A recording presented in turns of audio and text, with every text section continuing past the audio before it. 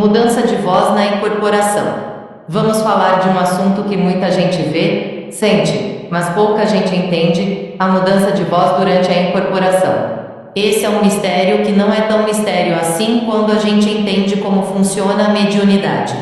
E para isso, a gente vai buscar luz na Umbanda e também no Espiritismo, lá nos livros de Kardec, que nos ajudam a entender o que se passa no invisível. Primeiro, vamos entender uma coisa importante: quando um guia espiritual vem se manifestar através do médium, ele não entra no corpo do médium como quem veste uma roupa. Não. Isso é ilusão.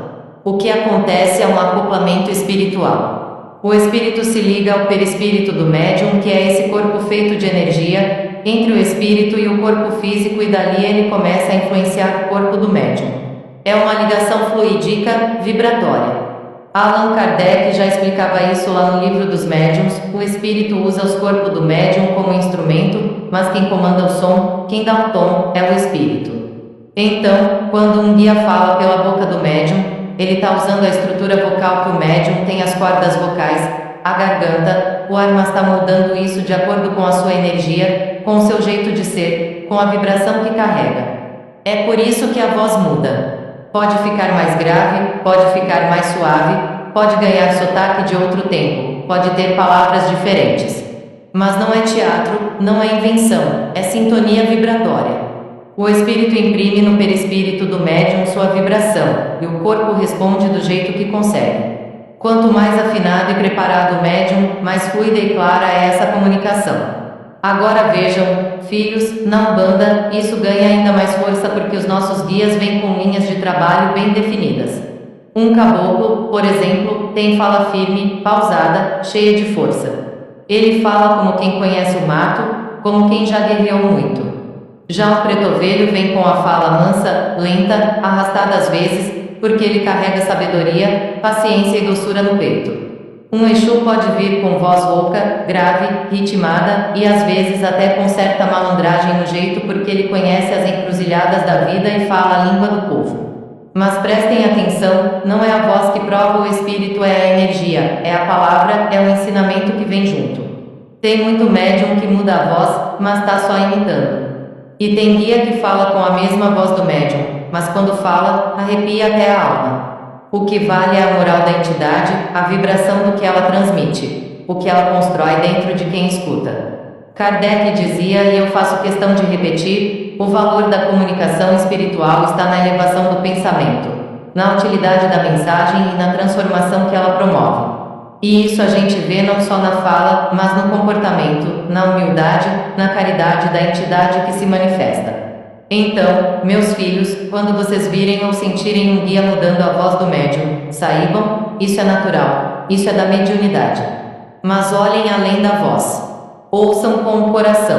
Porque às vezes a mudança mais importante não é a da garganta, é a que o guia faz dentro do peito de quem está ouvindo. E para quem é médium, responsabilidade. A mediunidade não é brinquedo, não é palco. Cada vez que uma entidade se manifesta por sua boca, você está representando o astral superior aqui na Terra. Cuide do seu corpo, da sua mente, da sua moral, porque só com um instrumento limpo o guia pode tocar sua música. Essa é a Umbanda, simples na forma, profunda na essência. E a doutrina espírita, quando estudada com humildade, só vem somar com o que a gente já sente no coração. Desenvolvendo a mediunidade na Umbanda. 2 pontos são fundamentais para o bom trabalho mediúnico: passividade e sintonia. A passividade é a capacidade que o médium tem de se entregar ao seu guia espiritual. Durante a incorporação, o médium abre mão do controle de seu corpo e de sua consciência. Isso produz alterações de postura, de voz, fisionômicas e de pensamento, conforme a entidade que se manifesta. Quanto mais tarimbado nas lides mediúnicas e mais livre do apego a si mesmo egoísmo, mais facilmente o médium dá passividade aos seus mentores que se apresentam mais plenamente. Outro ponto importante é a sintonia. De acordo com o teor de nossos pensamentos, sentimentos, conversas e atitudes na vida, atrairemos certa faixa de espíritos afins para a nossa mediunidade. Não se pode esperar que um guia de alta luz tome à força um médium ainda preso a paixões, vícios e aos exageros da materialidade. Os pretos velhos são espíritos sábios e humildes. Como poderiam incorporar em alguém orgulhoso e vaidoso? Os caboclos são espíritos simples. Como poderiam se sintonizar com um médium confuso e com a cabeça cheia de pensamentos? As crianças são espíritos puros. Como se manifestariam verdadeiramente em alguém com um coração cheio de segundas intenções? Quem quer ser bom médium desses guias de luz deve saber cultivar em si mesmo as qualidades das entidades, simplicidade, humildade e pureza. Esse é o caminho da Umbanda. Não consigo incorporar. Muitos médiums iniciantes sofrem com a ansiedade de não conseguir incorporar e nesse processo acabam travando ainda mais o contato com a espiritualidade. Em primeiro lugar, não existe um tempo específico para que a primeira incorporação aconteça. Há casos de médiuns que incorporam no primeiro dia de gira, outros que incorporam já na assistência sem nunca ter participado de um trabalho ou desenvolvimento. Há, porém, aqueles que levam anos para conseguir se conectar com as entidades. Tudo é muito relativo e varia de caso para caso, depende da necessidade do médium que por vezes se encontra tão desequilibrado que a entidade precisa forçar um pouco a barra e ele acaba não segurando. Outros mantêm seus pensamentos tão vidrados na incorporação que não se deixam levar. Ainda há um grupo de pessoas que possuem algum tipo de medo ou vergonha. Medo de cair, de fazer alguma coisa errada e vergonha de que os outros estejam olhando. Fazer algo errado é normal, todos fazem, afinal ninguém sabe como se portar ainda, por isso existe o desenvolvimento mediúnico para que cada um se encontre consigo mesmo.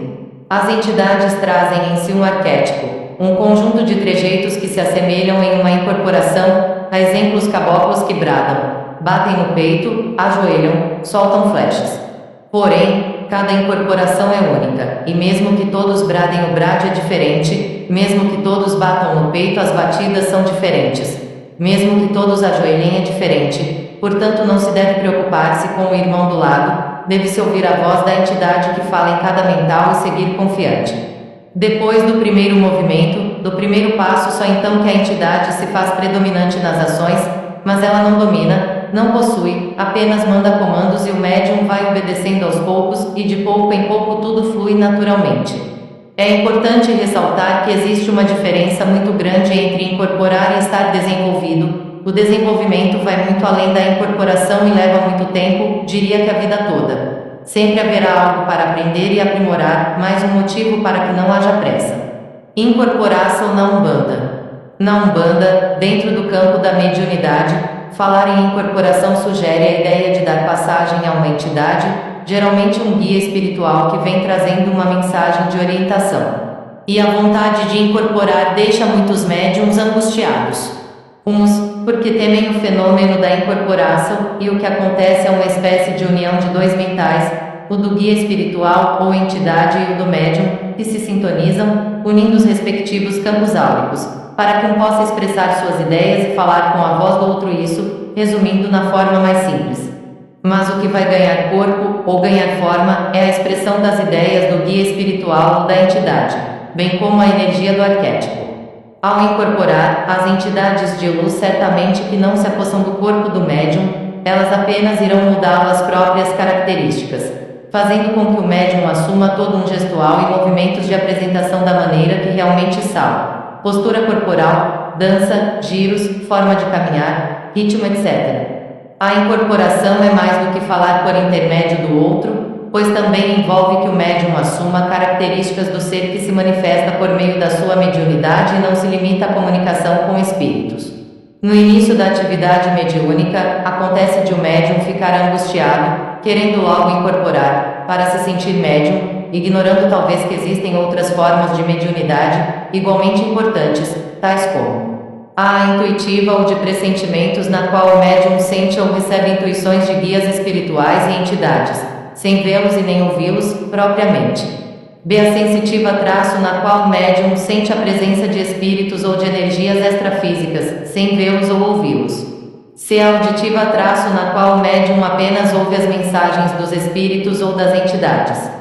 D. A da clarividência, na qual o médium vê os seres e ou energias astrais do local onde está ou de um lugar no espaço distante dali, ou visualizando cenas do passado, ou ainda pela psicometria, vendo cenas do passado ou captando energias do passado, ao tocar objetos, roupas, etc. Saravá, a força dos guias. Saravá os médiuns conscientes. Saravá o saber que liberta.